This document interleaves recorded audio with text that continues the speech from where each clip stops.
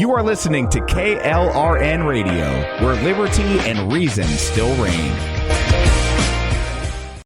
There's nothing more predictable in life than the unexpected. Lightning will always strike. Hail will fall on roofs. Fortunately, there's AAA. AAA has been helping members stay prepared for over 100 years. So when unusual storms, fallen debris, or sudden leaks happen, you'll be covered. Check, check, and check. Get the home and auto insurance you need by talking with a AAA insurance agent today. Visit AAA.com/insurance or stop by your local AAA store. Today, this breakfast isn't just breakfast. It might be the first McDonald's breakfast you're having at McDonald's again. This lunch might be a weekly tradition you hadn't had in weeks. And this dinner might be the first one you bought for not just you in a while. Whatever this order is for you, McDonald's will be here to take it. Get more of the chicken you love with a delicious McChicken sandwich for $1. And for an extra buck, add a refreshing Dr. Pepper. Dining rooms are starting to reopen in certain communities at participating McDonald's. Cannot be combined with any other offer or combo meal.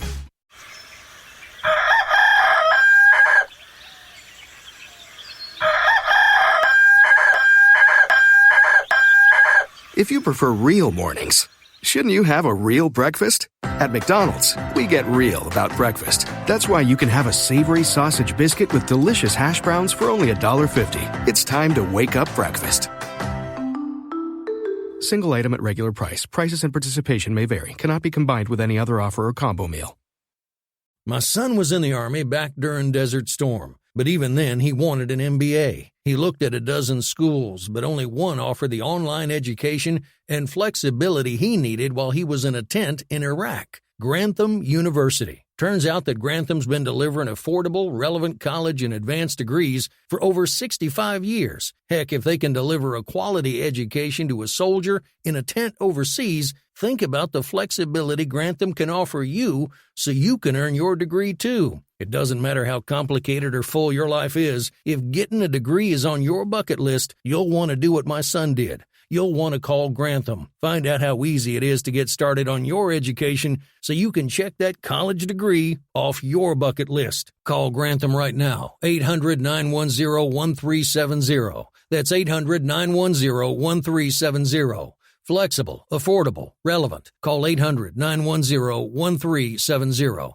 Attention business owners and independent contractors. This is a money-saving message from Tax Mediation Services. If your business owes $20,000 or more in taxes, we can help you today, right now. Listen, dealing with the IRS is no picnic. It's an intimidating and extremely stressful process, and you don't want to go it alone. Our attorneys know every law, every tax break, and every possible opportunity to help you resolve and reduce your tax debt. And if you owe more than $20,000, you may be at the top of their hit list. So don't take your tax debt lightly, because it will not go away on its own. The IRS can seize your bank accounts, your home, and even shut down your business. Call our tax experts today at 1-800-783-0810 and let us deal with the IRS while you focus on your business. That's 1-800-783-0810. Again, that's 800-783-0810. The world has changed, and Microsoft Teams is there to help us stay connected. Teams is the safe and secure way to chat, meet, call, and collaborate. To learn more, visit Microsoft.com/Teams. As a small business owner, you deserve more. More confidence, more connectivity, more of the tools that help your business thrive. And at Cox Business, you can expect more from us. We don't just have sales reps. We have perfect plan identifiers. People who will work with you to make sure your business gets everything it needs and nothing that it doesn't. Your business deserves more, and that's why you can expect more from Cox Business. Call 800-526-8572 to switch today. The following program contains coarse language and adult themes. Listener discretion is advised.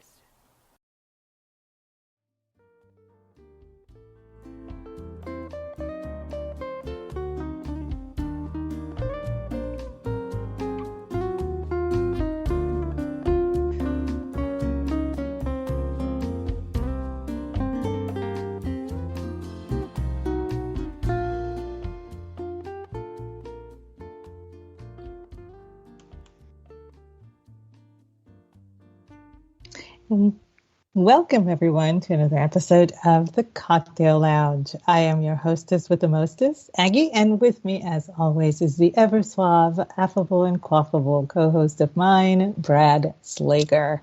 How are you doing this evening tonight?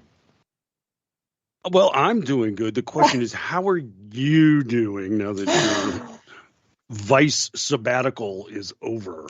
I know. I'm actually having a cocktail. But that's because I'm actually in a lot of pain. My old co-host is back. Yes. Wait, why are you in pain?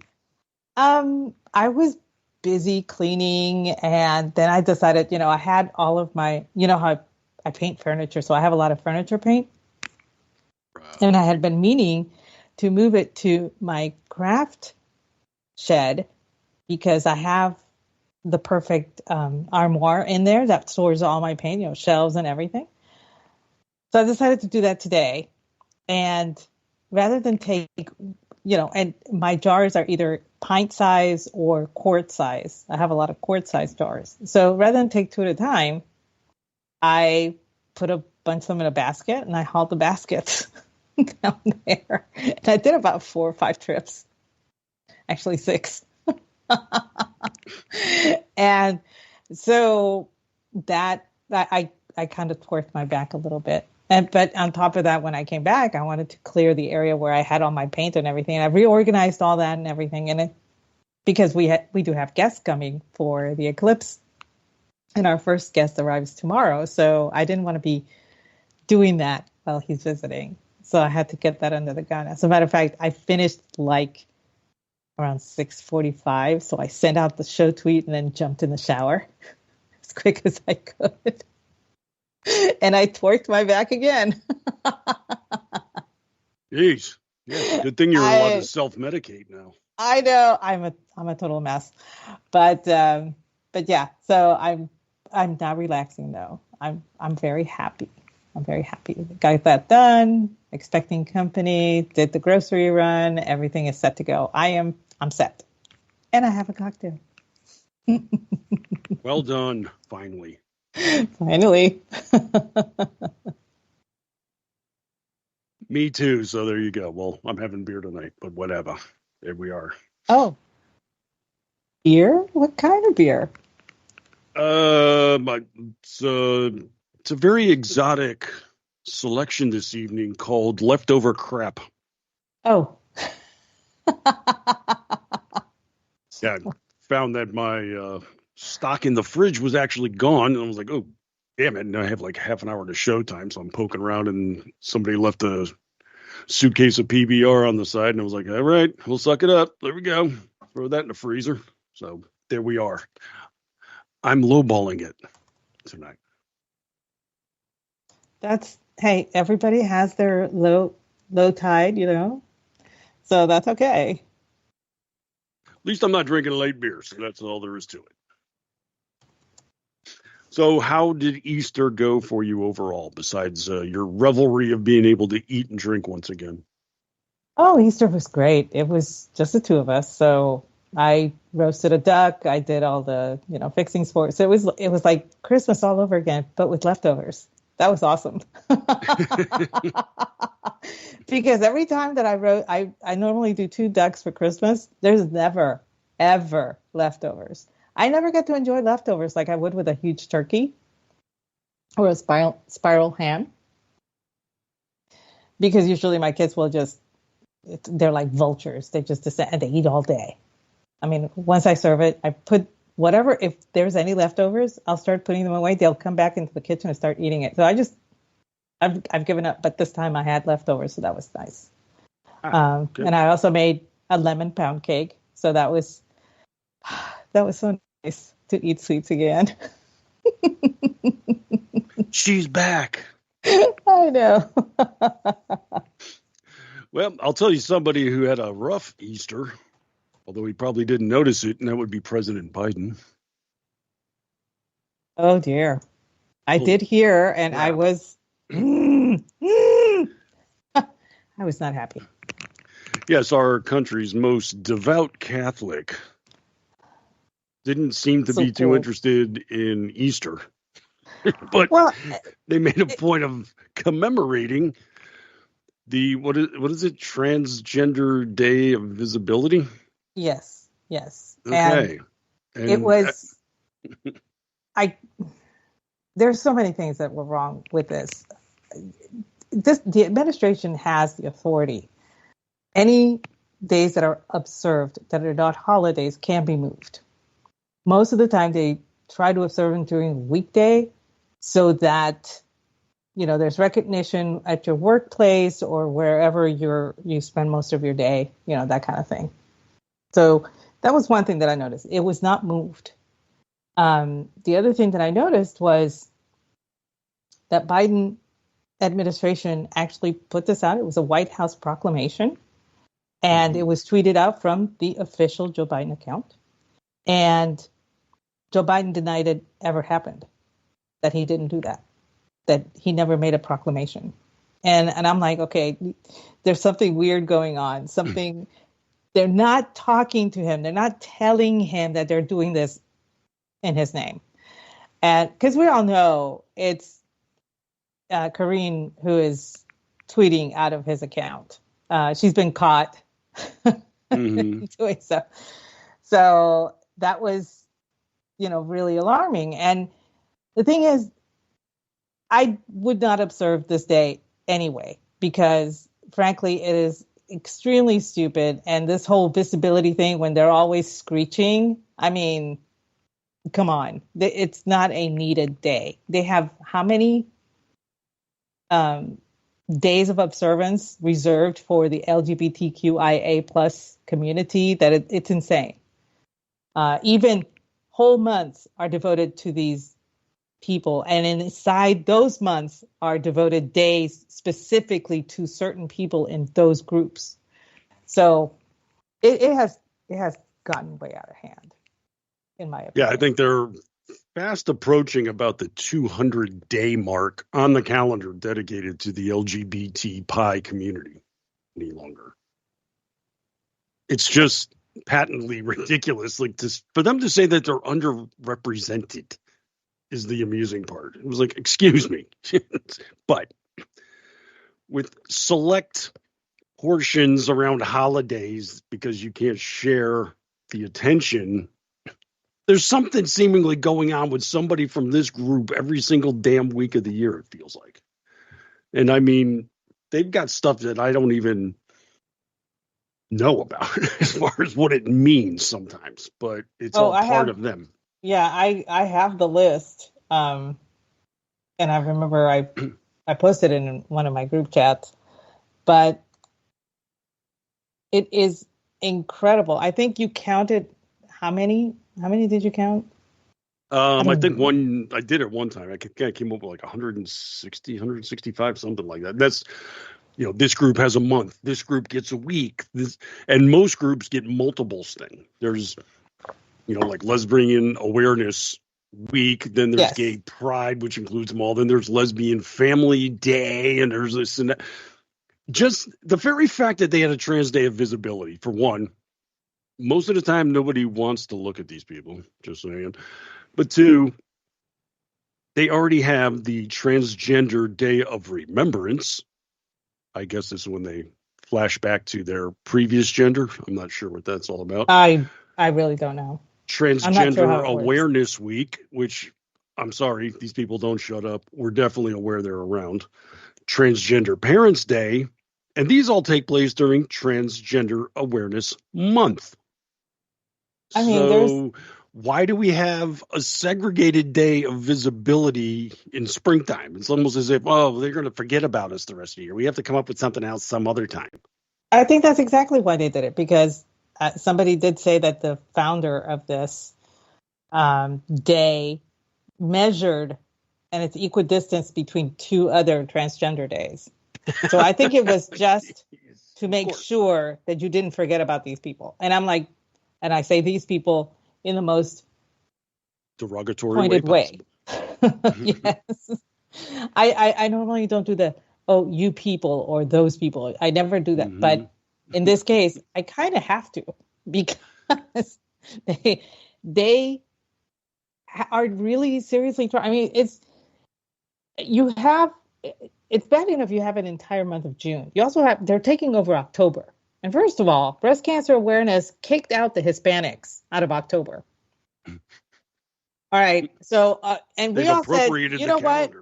Y'all like tits. We're going to let it slide because we like tits too. So we just kind of scooted over. And our month is split between September and October.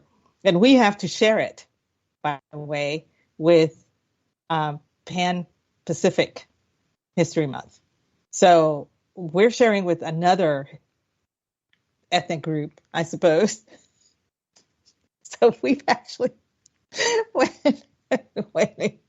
my husband was active duty, they would throw parties together, you know, the Hispanics and it was great because there was a luau and a pig roast, two separate ones, because one is on the ground and one is above ground. So, you know, it was really cool. But, you know, then they got upset, not the people that were throwing the party and not the people that were attending the party, but the people, the federal people in charge of organizing these things for the military got upset that we were throwing parties together. We were supposed to stay separate. That's how ridiculous it has become.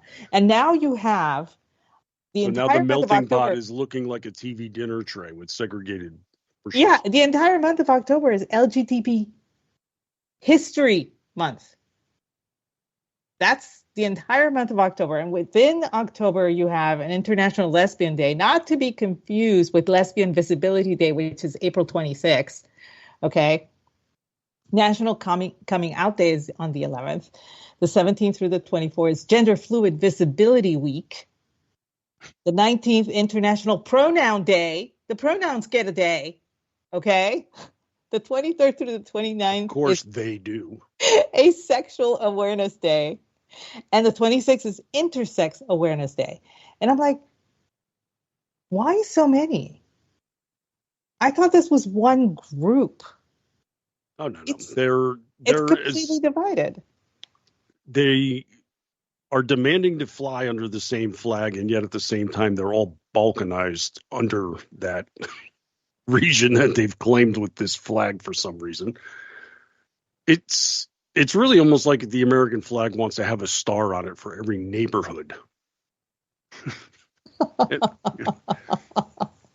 But then you got the other areas. Well, we're not a neighborhood, we're a borough, so we should be represented separately. And this is, it's that kind of crap. Literally, is what's going on. Well, I just want the Susan G. Komen people to come after the LGBT whatever people for History Month and see how. I want to see how this plays out, because I don't remember last year hearing that it was LGBT History Month all of October. I never heard a peep out of anybody in October, and now I bet you this year, this is the year. The fight's going to break out. Pink versus pink. October is what now for them? LGBT. It's history. It's the history one. LGBT. So this is different than. All right. So this is different than Pride Month, which is June. Yes. Now, originally we had, before Pride Month, there were only 2 other days, and then they decided to take over all of June. And those 2 other days, they were like, well, if they still get those 2 days, then we should get this day. And we, another group, should get this day. And another group, and another group. And it's just like, this community is so balkanized that they don't realize it's all a mental illness, personally speaking, but they don't realize that being balkanized like this, it just dilutes their message. It just makes them more shrill, and they're not getting anywhere. But they want to believe that their thing is like priority. Everything, every single day that is celebrated is a priority, and they're not winning hearts and minds with this. As a matter of fact, I kind of want to start like concocting deeply arbitrary days and just completely dilute the calendar entirely. Like Heterochromia Awareness Week. Are you? Oh my gosh, That is so weird because I was thinking about heterochromia just in the shower prior to the show. We are the same brain, aren't we?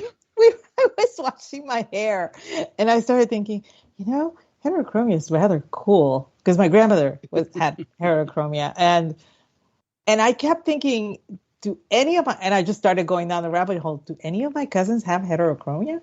And I couldn't think of any. And believe me, I have a ton of cousins. So I was literally naming them in my head. No, she doesn't. He doesn't. He doesn't. He didn't. He didn't. She doesn't. It's just, I was literally thinking about that. But getting back to my point now. No, we should just do that. Just come up with 20 or 30 different ones and just step on everybody. It's how dare you? It's heterochromia week. Yeah, but what is that? Is that for incels or something? No. And then that should be another one, incel sympathy weekend. And just play their game to the point that everything is just patently ridiculous. Because I don't understand what's accomplished by all this. Pride Month. Yeah, we get to wave flags around and companies put Snickers bars with the rainbow on it. Okay, but what have you accomplished? What? And nothing. It's just virtue signaling. That's all it is, and that's what this was this past Sunday. It was virtue signaling. The proclamation was done. There were no. Well, no, it was not. Joe Biden did not do that. Well, they are mistaken. Oh my God, that was just the most ridiculous thing I saw. Joe Biden's denying that he put out a proclamation. I'm looking at it. I have the proclamation. There's a little White House emblem at the top with the bunny rabbit on it. And the rest of it is all, this is Awareness Day. Our proclamation determined. And on top of that, sent out a post on Jitter as well. And here's Joe Biden hours later. I have no idea where this is all coming from. They're a bunch of liars. This never happened. It's Joe. Where are your handlers? Where's the Easter Bunny? Somebody steer him away. And it was just so comically inept. And then the defenders come out of the woodwork. You religious people are so intolerant. This is a day set in stone where Easter is movable and it comes random Sundays every year. This has been celebrated since 2009. Okay. Easter's been celebrated since 0. Yeah. So I think that's going to take a little priority here, guys. Actually 33, AD 33.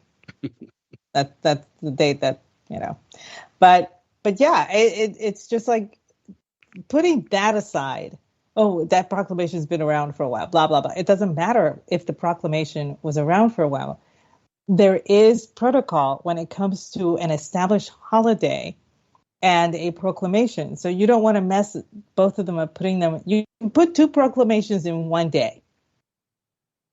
A day of observance can be put together with another day of observance. But if there's a holiday that is observed federally as well as nationally, by the people themselves, then they tend to omit doing days of observance on those holidays, specifically on religious ones.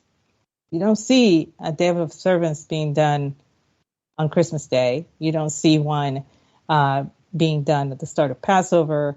You don't see, it makes absolutely no sense for this to have happened. And it was very deliberate because, like I said, they do have the option to observe it on a day where they can have maximum impact. So had they done it on a Friday, because remember, it's not a mandated holiday, it's a day of observance. The day of observance can happen at any time before or after the original, day was observed.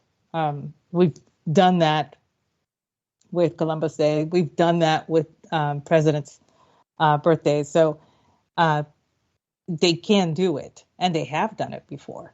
The fact that they did this on Easter, and then for the White House to actually say that no religious-themed decorations will be allowed during the Easter egg contest or, Yeah, that was the other thing too. And it's I'm like, what are you so trying to he's, say here? This is the devout Catholic Joe Biden. I mean, why? Why can't you have religious emblemology on a religious holiday? Oh, how dare you put a cross on there? I mean, it's Oh, and you had your, oh, this is a pagan holiday. I don't give a shit if it's a pagan holiday. I don't care. It is observed in Christendom that this is Easter. That's what we observe as Christians. We observe Easter, the resurrection of Christ. That's what this is. That's what that day's about. But here's the thing: when they chirp about, oh, it's a pagan holiday. Well, okay, nobody's telling you not to celebrate. Nobody's telling you not to put your symbols, whatever they might be. I mean, hell, we've got Easter bunnies and eggs all over the damn place. Those aren't religious. My husband's cousin, she's pagan, and she was all over the Book of Faces talking about it. Normally, I just ignore it. I'm just like, yeah, whatever. Do your thing, blah, blah, blah. But then she directly addressed me in a message, telling me that it's wrong for me to celebrate that day when it's a pagan holiday, that belonged to the pagans, blah, blah, blah, blah, and all that stuff. And I was like, if you want to get into a history lesson, I'm really good with that right now, but I have a duck in the oven. So can this wait a while? And normally she's really chill about the whole thing. She knows I'm Catholic. And, but for some reason, she's not been in a good headspace lately. And so she kind of went after me, but she at least took it to message, not on my timeline or anything. And I was nice and everything. And I was like, look, I understand where you're coming from. And I'm not saying that you cannot celebrate your pagan, rituals at all. You do it. If that makes you happy, you do you. But you do not come into my space and tell me that I am wrong for celebrating mine because it happens to be around the same time that you're celebrating yours. That's ridiculous. The thing is, they pull this crap all the time too. With it, it's all about inclusiveness. Yeah, but all I hear them say is what you're not allowed to do. That's quite the polar opposite. Instead of allowing people to, celebrate how you wish. Well, you're not allowed to say that. You can't have your symbols. You can't, because that might offend somebody. I don't care. And that's the thing. That's their problem, not mine. Somehow offensiveness takes priority over, I don't know, facts, tradition, normalcy. I find that offensive. Well, get over yourself. That's the answer. And I think that's where she was going, that she was offended that I would have something positive and Christ-like on my timeline. And I'm like, you have choices. Okay. You can unfriend me. That's fine. You can block me. That's great. I don't mind. If you don't want to see my stuff on social media, it's not going to upset me. We can still be friends. It's fine. But you cannot dictate to me what I can and cannot put because it might offend you. If you're offended, that's your problem, not mine. It's on you to figure out why you're offended and how to fix it. It's not mine. That's not my problem. This is why I'm happier than she is. Yeah. And this is something that, like I've told the chat before, I've told you guys many times, it's very difficult to offend me. I'm so it's almost impossible. Even my mom has tried and she has failed. And you know how my mom is. So yeah.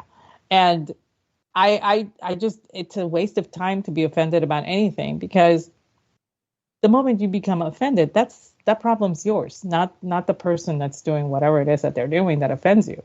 The offense, if you find yourself offended by something, problem lies with you. So I try not to get any, upset about anything like that. And she was offended because I had posted something about, he is risen, and I posted a verse, and she felt she should let me know that it was wrong because it was a pagan holiday. And I'm like, okay, you have your holiday. You can observe your holiday. That's fine. But I'm going to observe mine. And even though they fall on the same day, it's still fine. And she was like, well, I think you're wrong. And I'm like, well, you can think that. That's okay. I'm like, we as Christians share a holiday with Passover with our Jewish friends. And I'm just like, I don't see them getting upset. And I'm certainly not upset that they're having Passover. I'm just like, why are you mad? You can celebrate your own shit. I don't care. Well, it's But the a same lot thing of too. people Is are when we trying to start force you to care.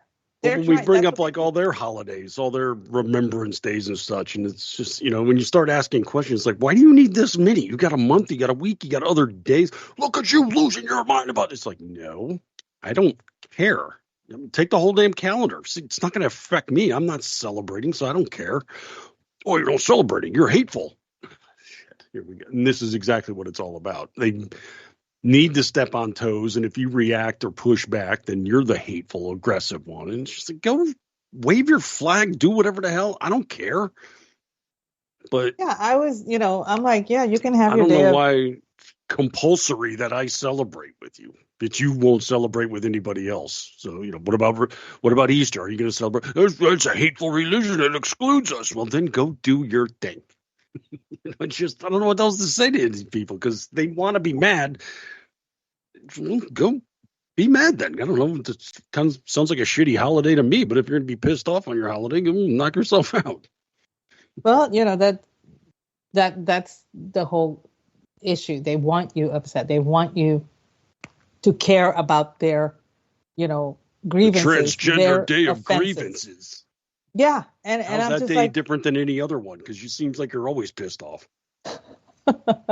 I'm like, I'm too old for this. I'm not gonna be, forget it, that kind of thing. And so we ended our discussion on a amiable note. It was fine, but she's the kind that, a long time ago I had written in my blog about kintsukuroi, which is the art of pouring gold into cracks and making something that was broken beautiful again.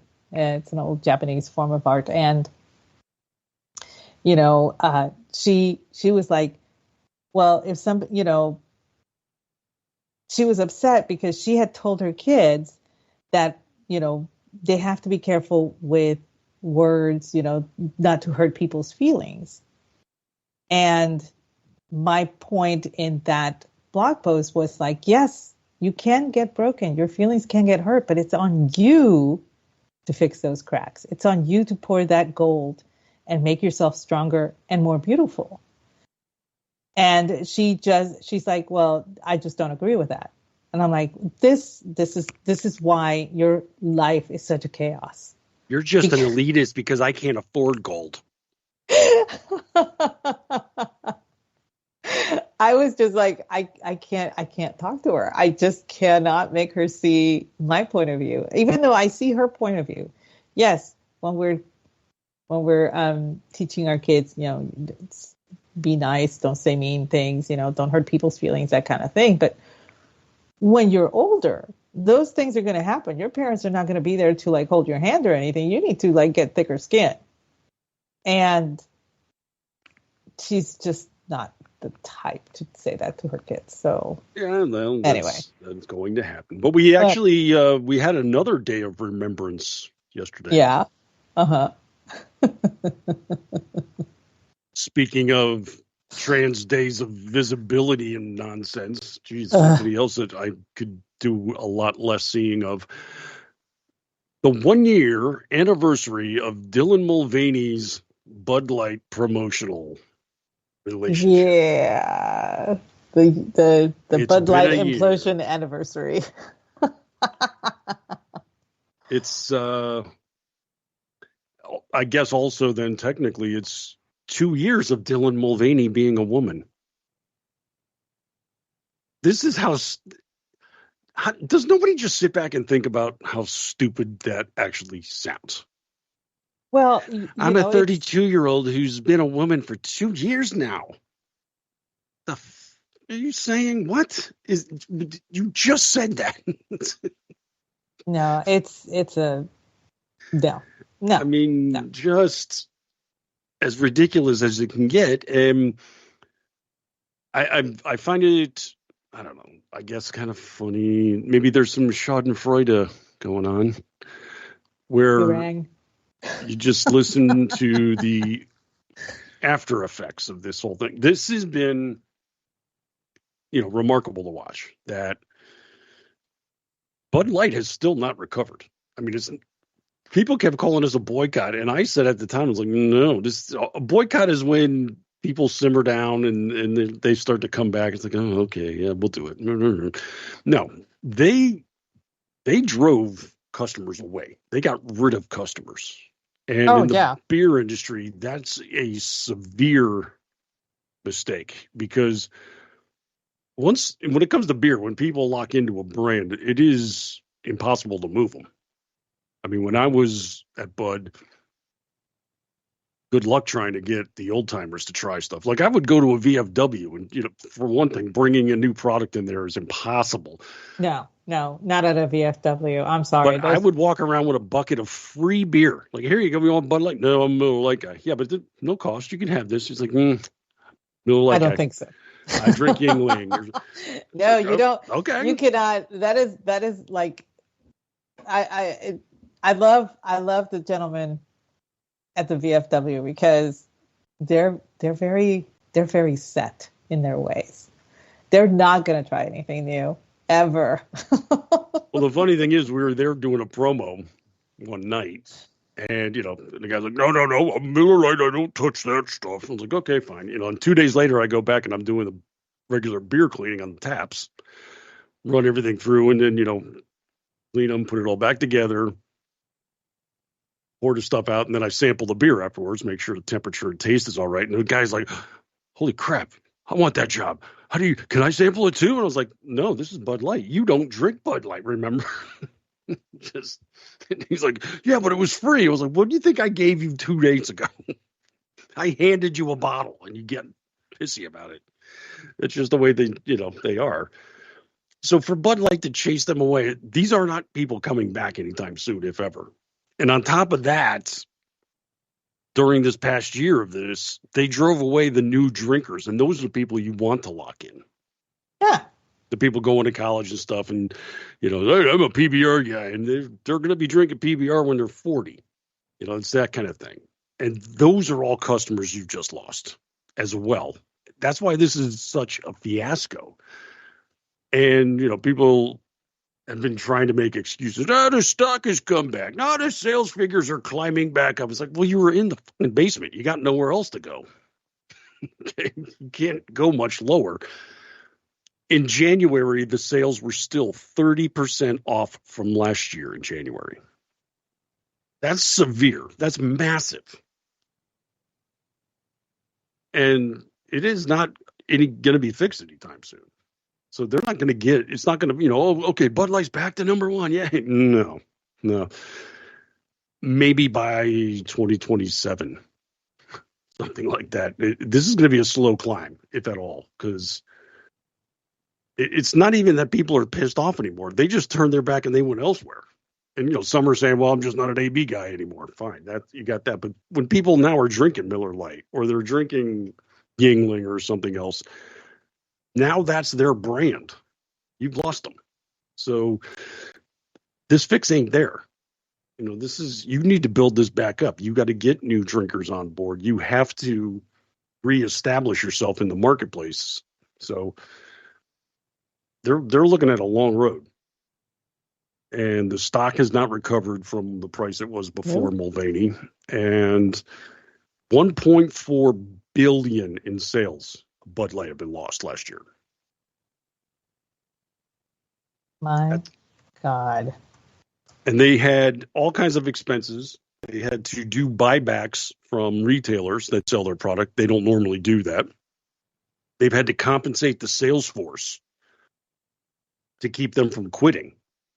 So if, guy out in the street trying to hawk stuff can't sell the product anymore, and his sales were off by 40% over last year at the same time, the brewery was compensating for that.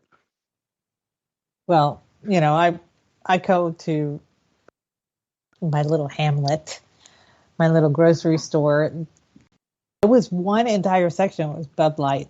Bud Light is now down to that the section with double doors was all Bud Light. Now it's down to the bottom two shelves on one side of the double doors. Yep, and the rest is like, I think they put Corona on one side, and then on the other side it's Lone Star, I think. I don't know. But yeah, Bud Light has diminished quite a bit around here. And it's funny, I live in a very red area. I do, but you still have your token Democrats every so often, token liberals or whatever. But even they're like, yeah, no, not doing it. It's like, wow. I know somebody that's in the business, and he's a part owner of a bar outside of his area, but they took Bud Light off the taps. I was like, wait, you saw this stuff? And he's like, yeah, but he's like, what am I going to do? Put it on? It's not selling. He's like, it's just, they don't want it. Yeah, the local joint here, one of the local joints doesn't carry Bud Light on their taps anymore either. They took it off. And so that's how bad this is all going for them. So they've screwed the pooch, literally. That's the phrase you hear now and then. They get it. One interesting, do you all hear from Dylan Mulvaney anymore? I mean, I haven't. I know that he was in hiding over in Peru, which I'm like, Peru is not exactly welcoming to your kind of people. He put out some kind of stupid music video a few weeks ago. Oh, that's right, the music video. And everybody was like, I cracked up at the reactions to it because you could tell people wanted to like it and didn't.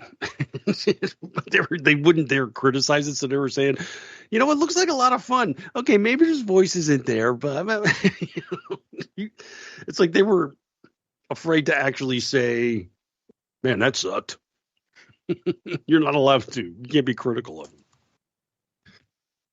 But I did see another interesting article that a number of trans individuals, including Dylan Mulvaney, are experiencing symptoms of aggressive tuck issues.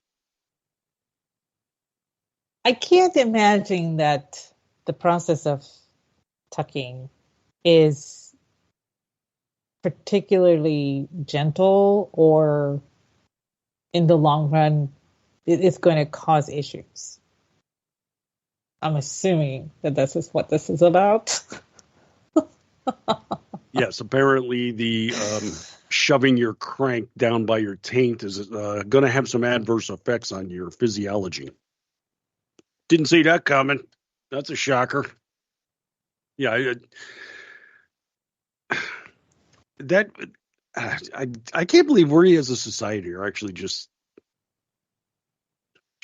fostering this mentality that we're putting. We don't foster it. We have just been taught not to fight it.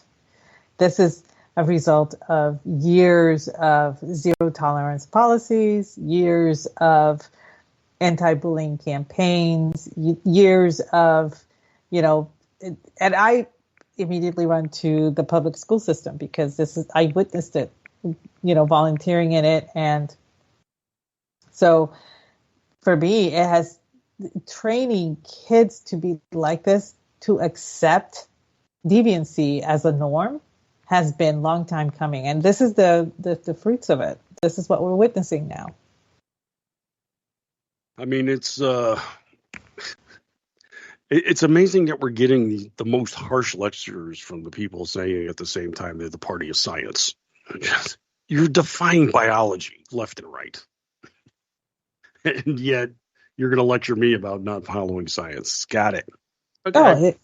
You remember a few months back, we were talking about that anthropologist saying how it's wrong to classify, in archaeology, to classify bones as either female or male, and this is why. And she went on a huge thread and then blocked everybody, so nobody could read the thread and close replies and all that stuff.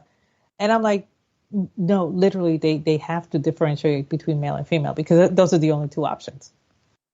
Well, you don't know how they self-identified. Doesn't matter. I don't care. I have had people tell me that there was a lot of transgenderism going on in ancient Egypt and in ancient Persia and all this stuff because men wore skirts. This is what they tell me. Because men wore skirts. And I'm like, yeah, and the women were topless. What? What do you want me to tell you? It doesn't matter. They hadn't invented pants yet.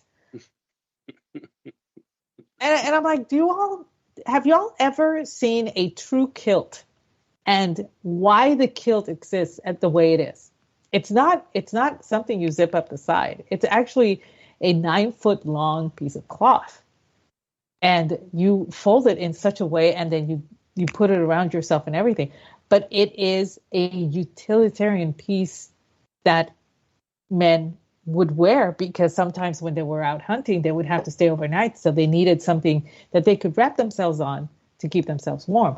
Or they could drape over limbs to keep bad weather off of them. Or, they could lay it out so they can lay down comfortably. It had a utilitarian value, but it was still a skirt.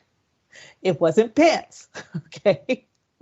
And I'm like, just because ancient Persians had men wore skirts doesn't mean that they were transvestites or transgendered or trans anything.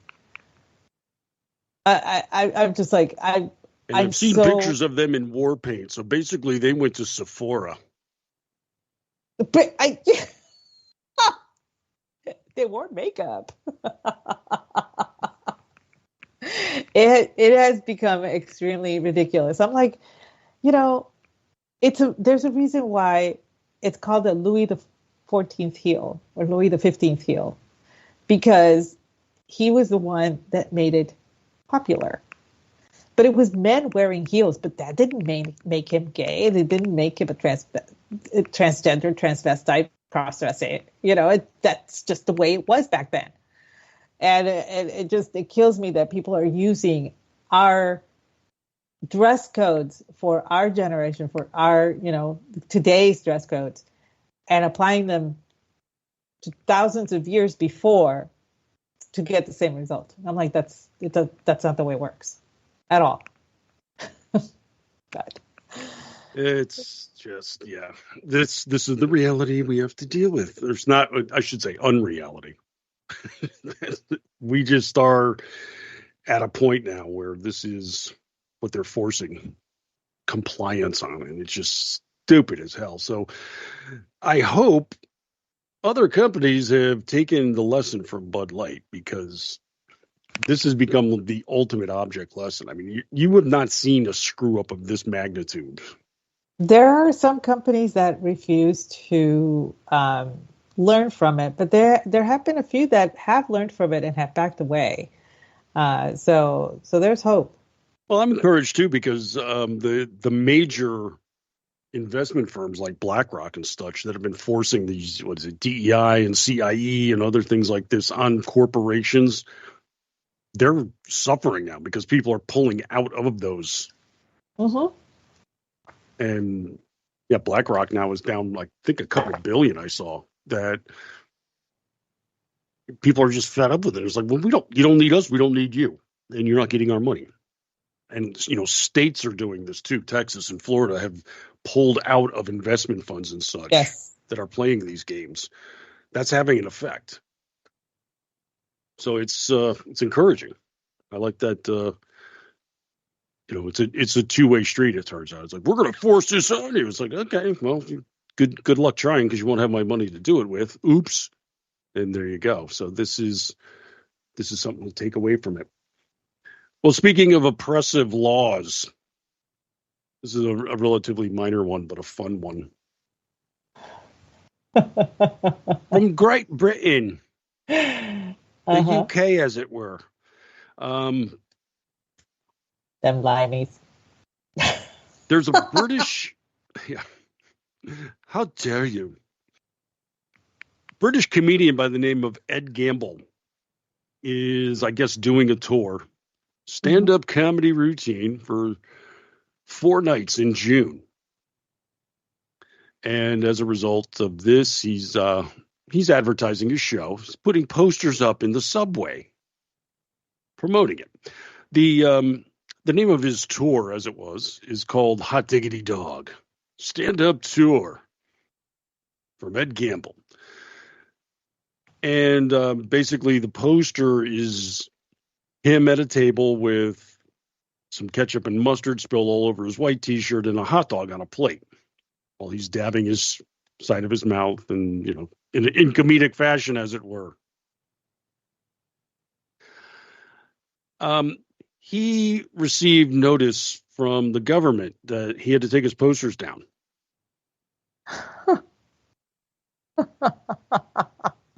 Because it had a hot dog on the poster, you see.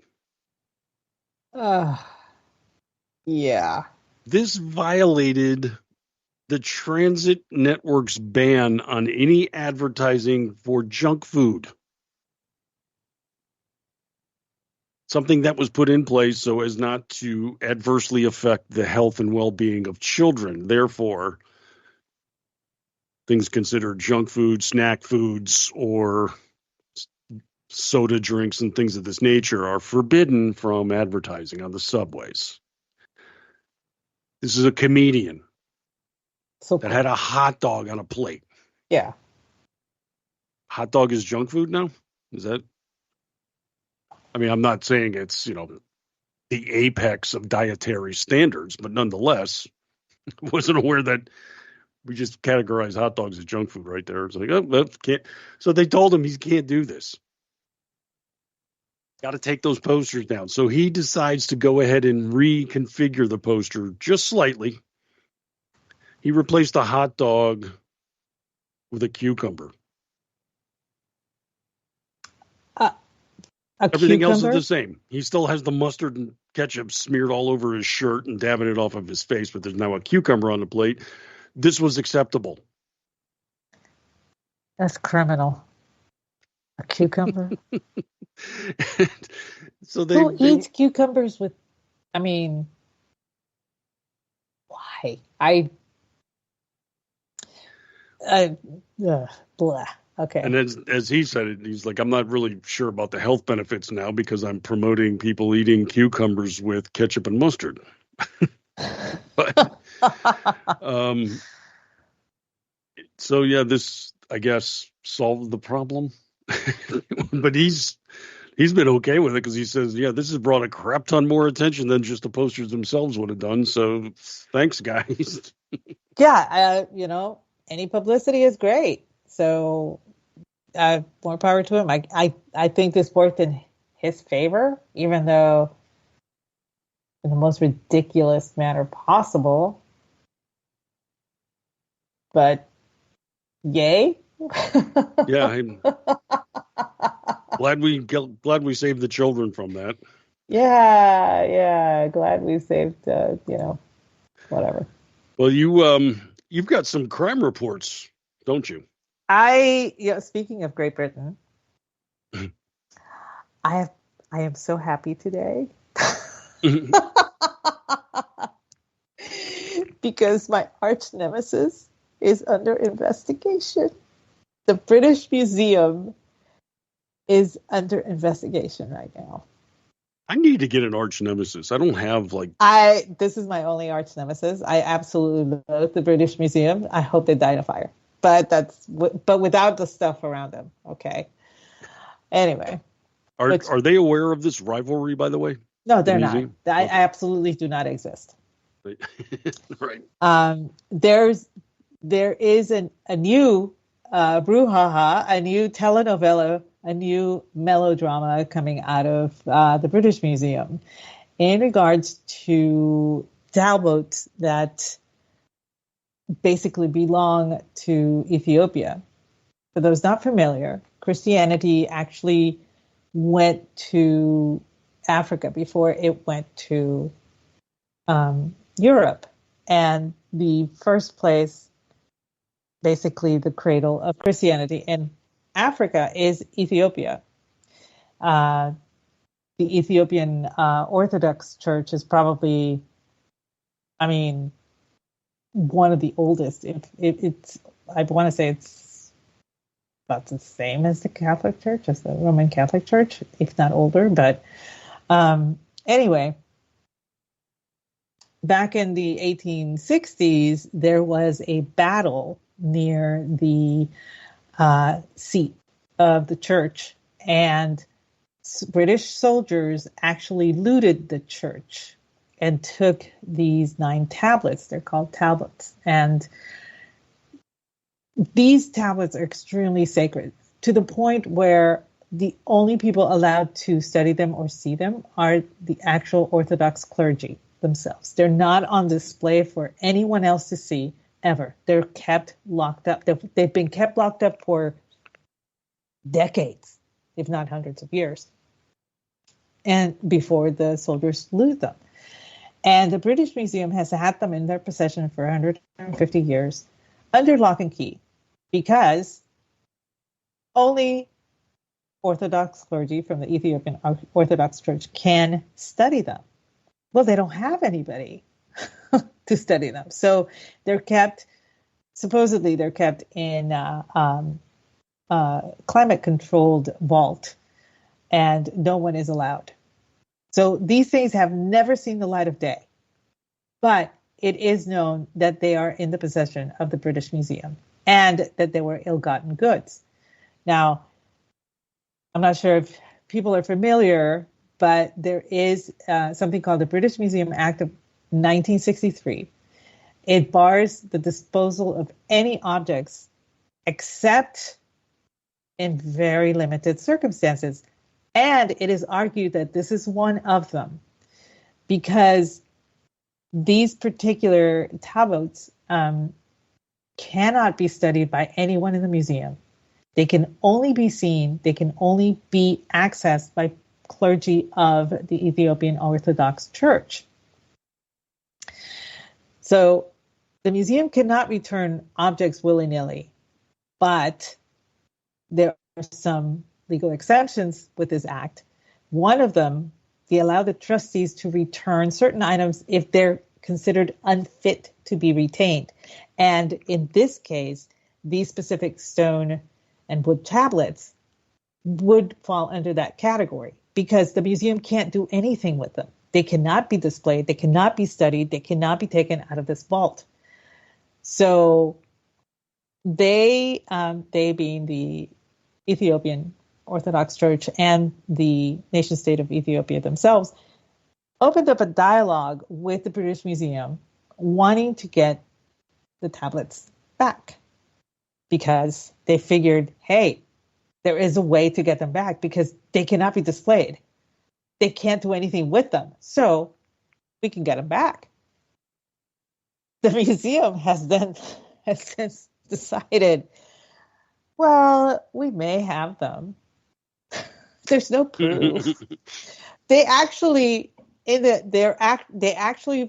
Ethiopian Orthodox Church filed a Freedom of Information request for internal emails at the British Museum that spoke about these particular tablets. The museum has refused to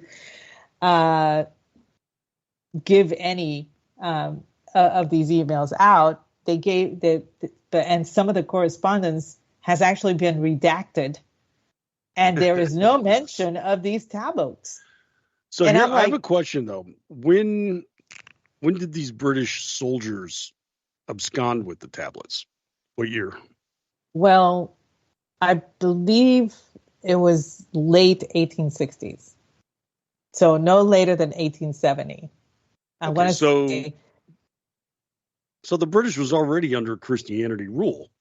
Why did they pilfer from other Christian churches? Very good question. See? Very good question.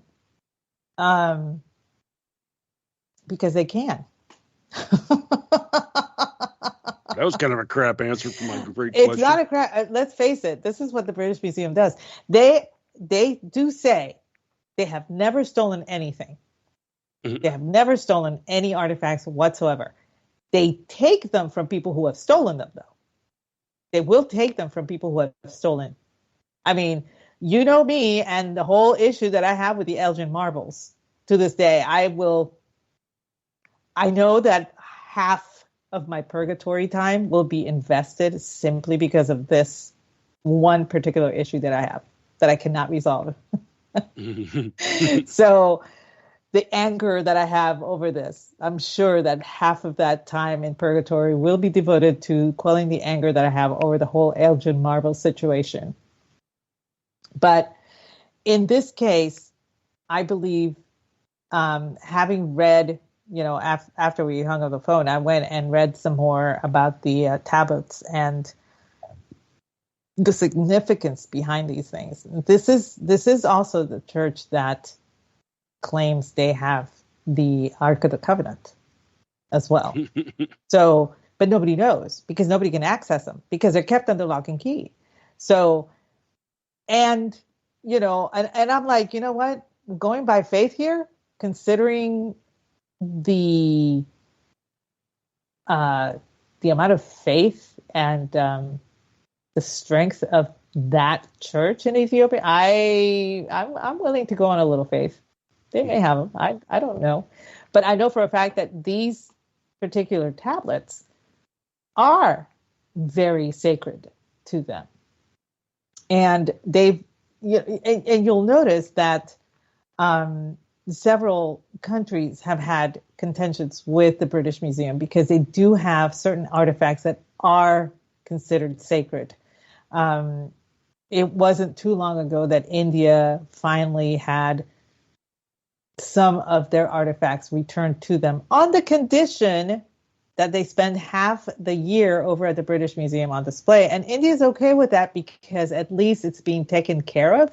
And because some of these artifacts are from the northern part of India and in the Kashmir region, which there's a lot of, tension with Pakistan, and they don't want to risk something happening to these artifacts. So they're okay with spending half a year over there. And we all know that Cairo still has issues with the British Museum because the British Museum refuses to return anything that they looted from Cairo. Now, some people argue that at the time, Egypt was a protectorate of the, British Empire.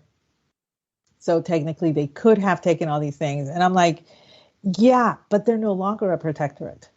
That's why India was okay. Yeah, we get that you took these things while we were part of the British Empire, but we're not anymore. And these things are sacred and we need them back. And so it took years. It took years for India to get some of these things back. And this is not a one-off. I mean, Greece is still after the Elgin marbles. The Kingdom of Benin still wants all of the artifacts that the British troops took from Benin. And this is, and that in itself is monumental because I don't think Benin was part of the British Empire. The British were there, but I don't think they ever took it over. I don't think it was part of the British Empire. I'm not sure.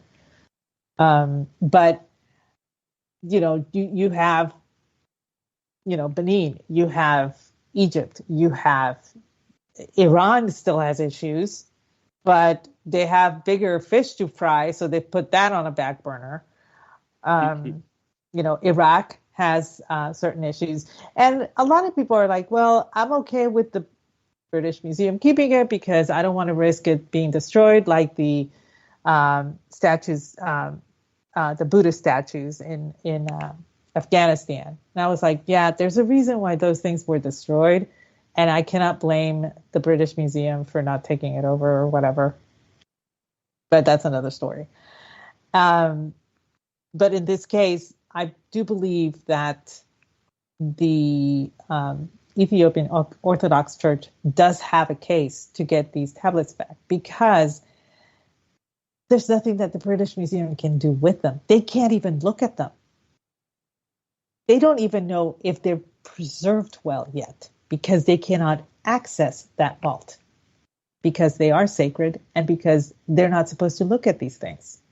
So for 150 years, these things have been kept under lock and key, away from everybody. Nobody has seen them. Nobody alive today has actually seen these tablets. So the question then is, why are they so vested in hanging on to them? Because this is the British Museum and this is what they do. They want it. It's all about prestige and being the only ones to have something. But there's no edification to this. They're not showing to the public. They're not studying them. Exactly. And that's the ace in the hole that the church has over the British Museum. That is the loophole. There's nothing that the British Museum can do with these tablets. They cannot show them. They cannot study them. They cannot clean them. They cannot even look at them. So the church is asking for the return. And I think they have a very good case. Well, because they did not answer the FOI, there is now an investigation going on outside of the British Museum, which is upsetting the British Museum, because usually the investigations are all in-house, which is how they get away with a bunch of stuff. Yeah, we checked ourselves and we found that we did nothing wrong. You know, that kind of thing. But no, this is a third party. Exactly, the Obama technique. And so there's a third party that has started an investigation because they did not answer the Freedom of Information request, and they have not released any of the internal emails, and they are not talking about sending them back. So we'll see. We'll see how this turns out. I'm betting that the Ethiopian church wins this one. And, you know, it would actually be to the British Museum's advantage if they sent them back, because this is probably taking some space and money to run this particular acclimated vault. And there's nothing that they can do with this thing. They can't, they're not allowed to go in there. So now, and here's the thing. Imagine, if you will, even if you don't believe, even if you're not a believer, the fact that you cannot go see these things, that carries a lot of weight. So we'll see how it plays out. I'm putting my bet. I'm putting my bet down for Ethiopia.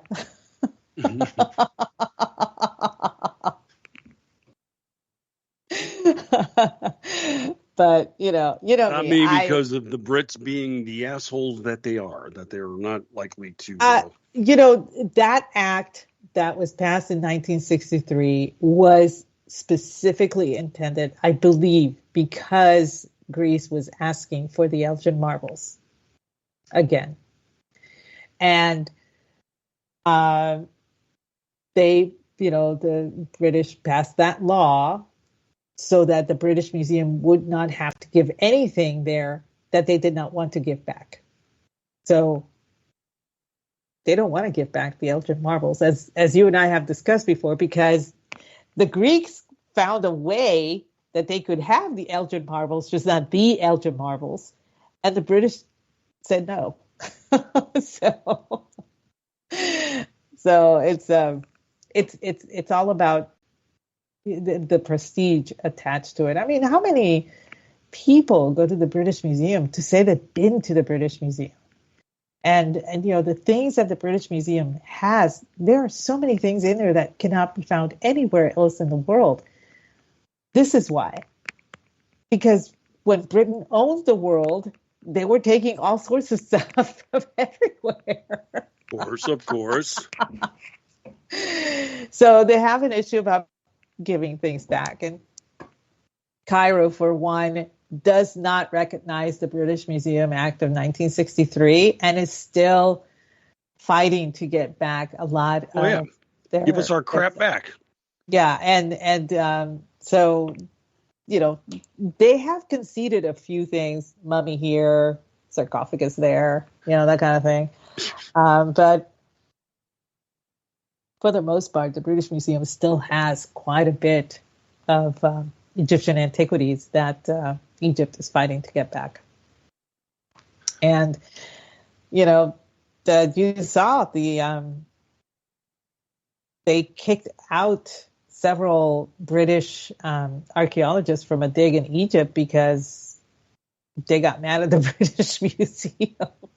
Mm-hmm. So, yeah, Cairo's got, they got a bug up their ass about this whole thing. And so, like I said, it's not the only ones. But I think in this case, I do think that Ethiopia has the upper hand. So we'll see what happens. Well, speaking of incalcitrant assholes, there's so many. Saw this curious little report out of Politico.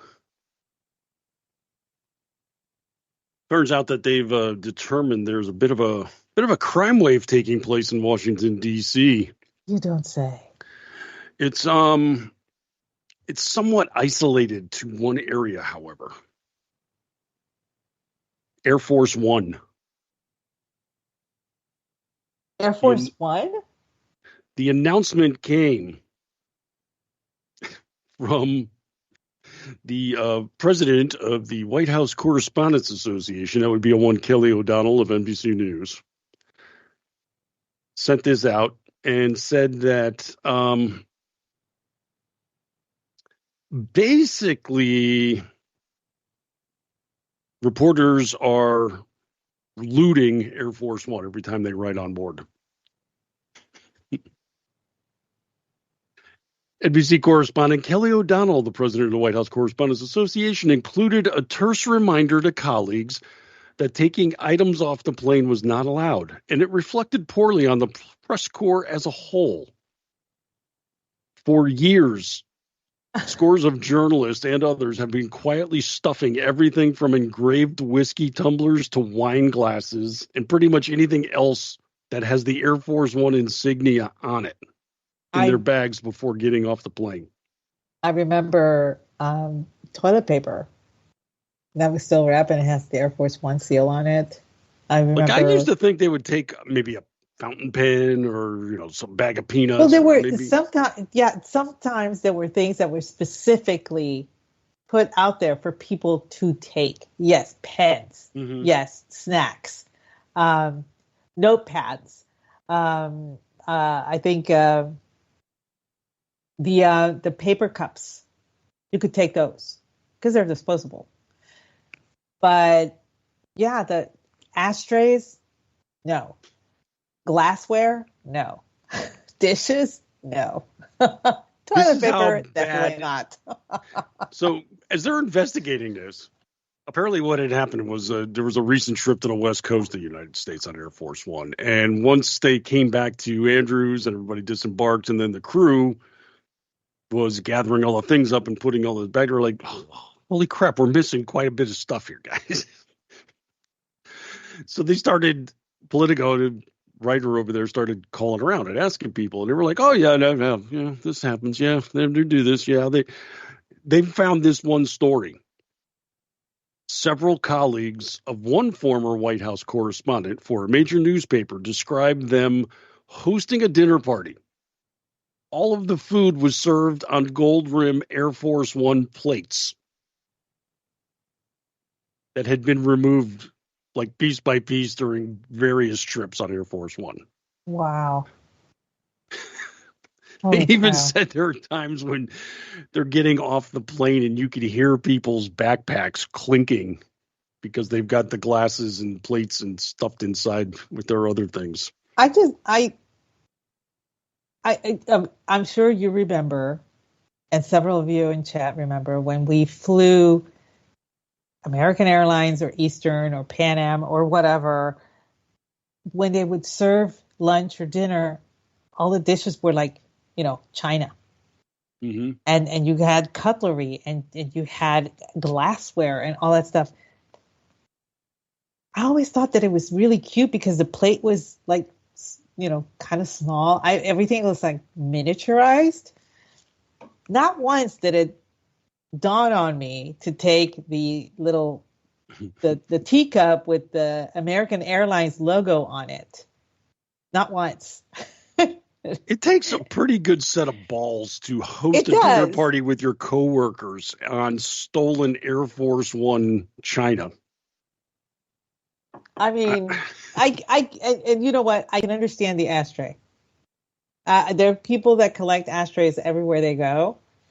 So I can kind of understand, but I think that would be the only thing that was not disposable that I would think would be okay for people to take. Because they stock a lot of, now they don't because nobody smokes on Air Force One. Not allowed. But there was a time when they did. And I remember, what's his name? My dad's friend that worked in the DEA. He flew on Air Force One back in the 70s, and he remembers there were like stacks of the ashtrays, the little round ones with the seal in the middle and everything, and people would take them, and it would be okay. But nobody ever took glassware. Nobody ever took china. Nobody ever took anything else except for the pens, the notepads, and maybe the ashtrays if you needed one, that kind of thing. I cannot understand how people think that it's okay to keep stealing china from Air Force One and then serve people. Yeah, oh that's the thing. You got a real pair of stones there. But, this makes sense that over the last, 4 years or so, we've seen all this sympathetic coverage of looters in the press. Starting to make sense now. Yeah, but we grew up watching Reagan. We grew up watching Bill Clinton and the press corps. And you remember when Bush versus Gore happened, there was a really good documentary by Alexandra Pelosi, of all people. She was attached to the George W. Bush campaign.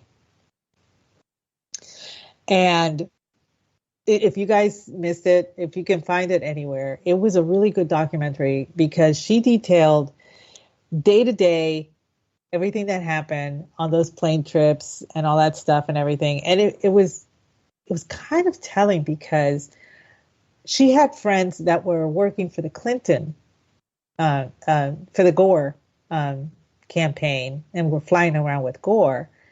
And the people that remember her birthday were the people in the Bush campaign that were not friends of hers.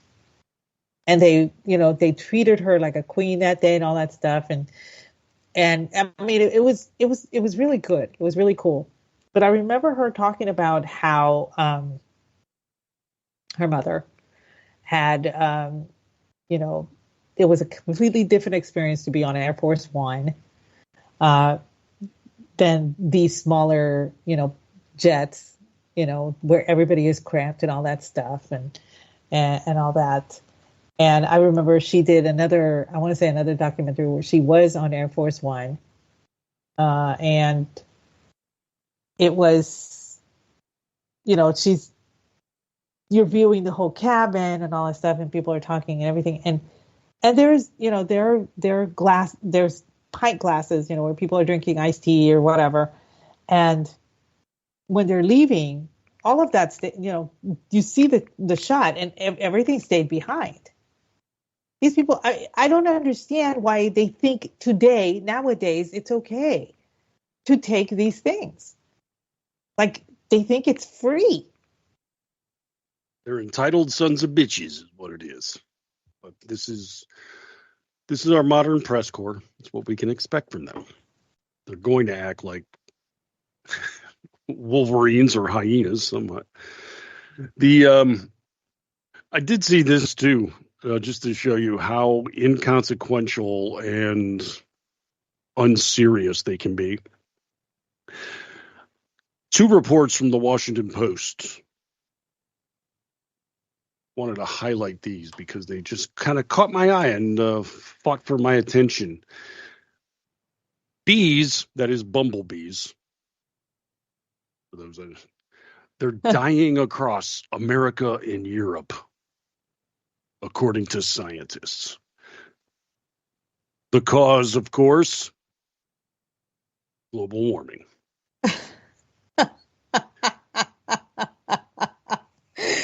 You knew we had to have a global warming thing today. Pretty much mandatory these days, but yeah, they're dying all across Europe and the United States as climate change starts affecting things. The research found that nearly 50% of a decline in areas occupied by bumblebees have occurred in North America alone. So says Chris Mooney at the Washington Post. Now, this is a little bit of a dated piece. This came out in February of 2020, just before the pandemic broke. But the climate's only gotten worse, according to the media, correct? I mean, yes, we're all going to die. We haven't fixed things yet. What's the countdown? Who the hell knows anymore? I stopped even listening, but I figured, it's like, wow, that's horrible. We must be down to about 30% now because of climate change, right? Not according to Andrew Van Dam at the Washington Post. He provides some analysis, staff writer that he is. He says, does America suddenly have a record number of bees? Wait. So the bees were dying and now there's too many? Pretty much it, yeah. So in 2020, holy crap, we're all going to die. The bees are disappearing. The food supply is going to collapse as a result. We're all going to die. In case I didn't tell you guys, we're all going to die. And now today, well, holy crap, we got too many damn bees. 4 years time period. So, well, I'm okay with too many bees. I like bees. I find it amusing that the bee supply was depleted by 50%, and climate change is causing it. Climate change is only getting worse. We should be just about on the verge of no food at this point. Nope, we got a record number. I mean, that was the whole concept behind Bee Movie, right? Well, yeah, if I recall correctly. So that propaganda. Yeah. Oh hell, we got to start wrapping up soon here, don't we? We're getting close. You got 8 minutes. Yes. Well, I don't know. Speaking of the press jacking things up like they do, have anybody out there, I'm sure, paying attention to the press in a degree in the last few years have been lectured how crime in this country is not nearly as bad as people think. I mean, hell, if you listen to Fox News, right, it's almost like our population's been depleted like the bees were 4 years ago. Murders taking place left and right, crime in the streets every time you turn around, and then don't get me started on these illegal immigrants swarming the country with their pack of roving gangs of violent beheading monsters. No. This is all just Fox News. There's no crime. Crime is down. Violent crime is down significantly. Murders are down. Robberies are down. It's all good news under Joe Biden's watch, you see. Joe Biden's fixing things. Everything's super. Now, I'm confused because I can't think of any particular policy Joe Biden's been doing to alleviate criminal behavior in this country. No, there hasn't been any. Not him personally, no. I haven't seen any new laws passed, like, cracking down on this or that, or, I don't know, putting more of these criminals in jail, getting them off the streets, making things safe for America. One of my favorites is when it comes to fentanyl. When they say, people are complaining about all the fentanyl pouring across the border illegally. It's like, no. This is just Fox News again. The fentanyl is only coming through ports of entry. It's not coming across the. This is the first indicator of an issue. Yes. What they're going by there are statistics based on apprehensions. People try to get through the border patrol passing. They get caught with fentanyl. They catch fentanyl. They have fentanyl caught.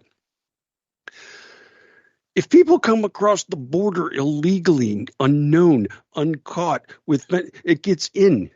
So it's not tabulated. We have no idea of it, in other words. That's why I like Chris Hayes and others like this. Like, oh, the only fentanyl coming in is in the ports. You dumb son of a bitch. That's the fentanyl they catch, Chris. That's the one they catch, yeah.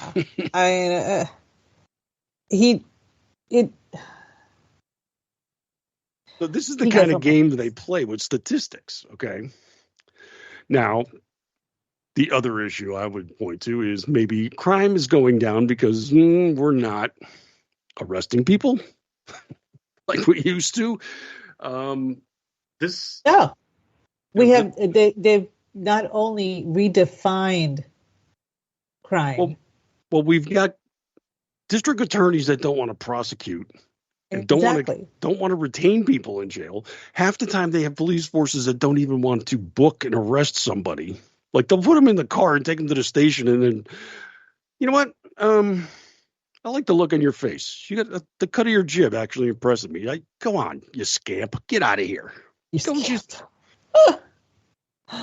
So they're not busting people like they should. Now, this means arrests are down. That doesn't mean crime is down. Okay? No.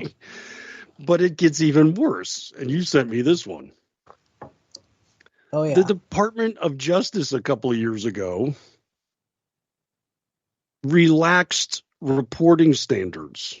So local authorities don't even have to report criminal behavior if they don't want to. Nope. So it's no longer mandatory. It used to be mandatory that every city had to send us crime statistics. Mm-hmm. Now it is no longer mandatory. It's up to your discretion. So major cities stop sending crime stats to the Justice Department, and to include LA and Chicago, Miami, DC, New York City. And I'm like, well, wait a minute. These are major criminal hubs. What is going on? So let me get this straight. You're saying crime statistics are dropping might have something to do with the fact that they're not reporting crime statistics. But like that gentleman said, crime dropped 13%. And if you're omitting these major urban centers that are notorious for having high crime, they're high crime areas, and it only dropped 13%, you can imagine the rise in crime in in other areas that are reporting. Because,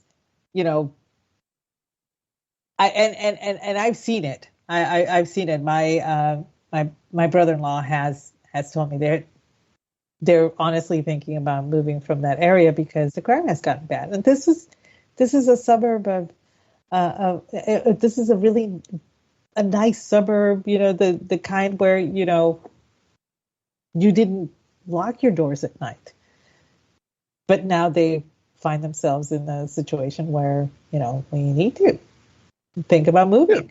Well, there's one other way that they're playing this little game, and it also is the whole reason they don't want them reporting crime statistics is so it looks like Joe Biden's presidency saw a drop in crime rate. No, saw a drop in crime reporting. Yes. Ergo, fewer numbers. But they're also doing this when you hear them talking about, well, areas that have an influx of illegals actually have lower crime. Illegals are not leading to criminal behavior. It's like, okay, the very fact that they broke into the country is a crime. So illegal aliens have a 100% criminal rate. I'm just going to put it out there. Seems to make sense, right? But no, illegal aliens, their crime rate is lower in the country. Well, guess what?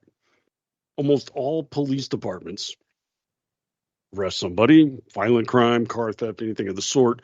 They don't necessarily, and usually don't, report on their immigration status in their police reports. No, they do not. So, ergo, you could have a significant rise in crime as a result of illegal alien arrivals, and nobody would know better because it just doesn't get reported.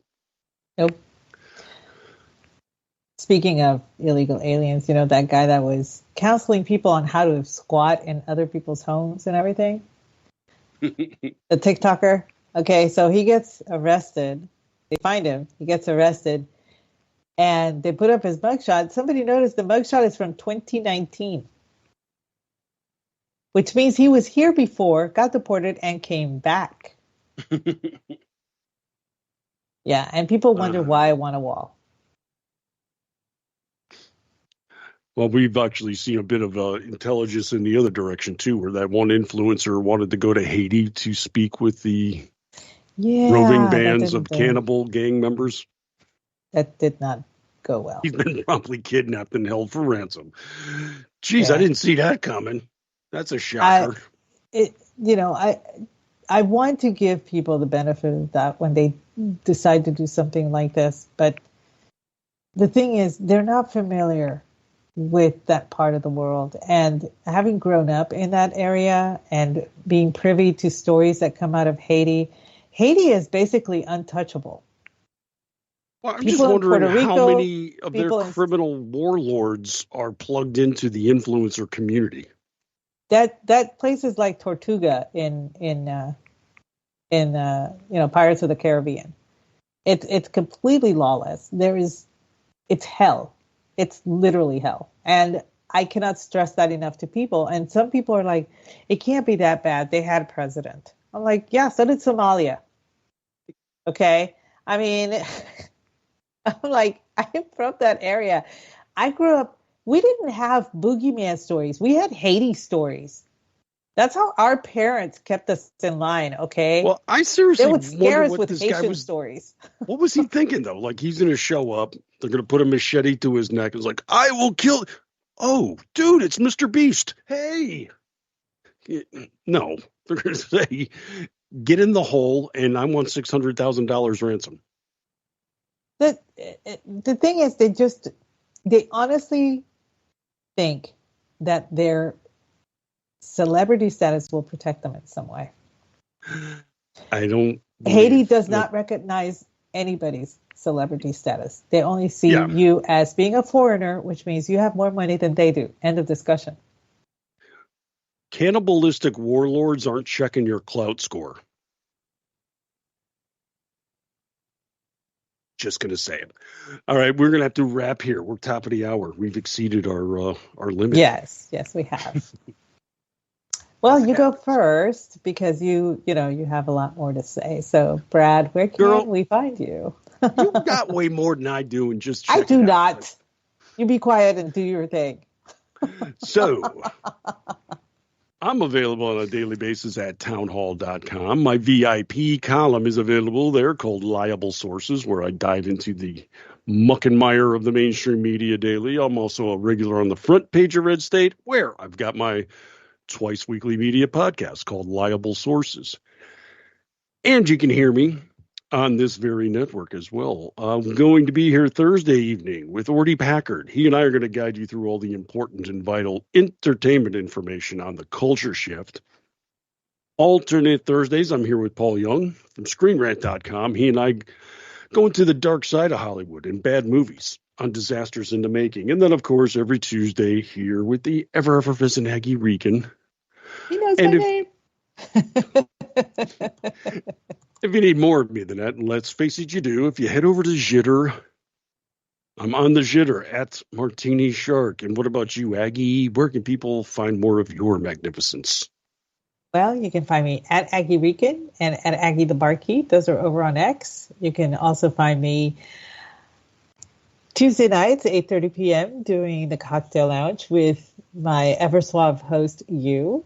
And Friday nights, 8:30 p.m. Eastern, doing He Said, She Said with our great producer, Rick, of late, also at 8:30 p.m. Eastern, if I didn't say that. Once a month, the last Wednesday of every month at 8 p.m., we do Toxic Masculinity, where the guys, G, Rick, Orty, and Andrew get together, and we host Babe of the Month, and I bring the drink of the evening, and Jeff and I have gotten together, and we now run a Spirited Books podcast for, whatever books fancy our, take our fancy, and we match it with a cocktail or a beer. And that is usually on the second Monday of every month, also at 8:30 p.m. Eastern. But not this month, because the second Monday is the eclipse, and I'm not going to be here. So it's going to be the third Monday. So anyway, that's it for tonight. Thank you for joining us, and we hope you have a lovely evening. And then raise a glass and look at the ceiling. Oh, I'm raising it.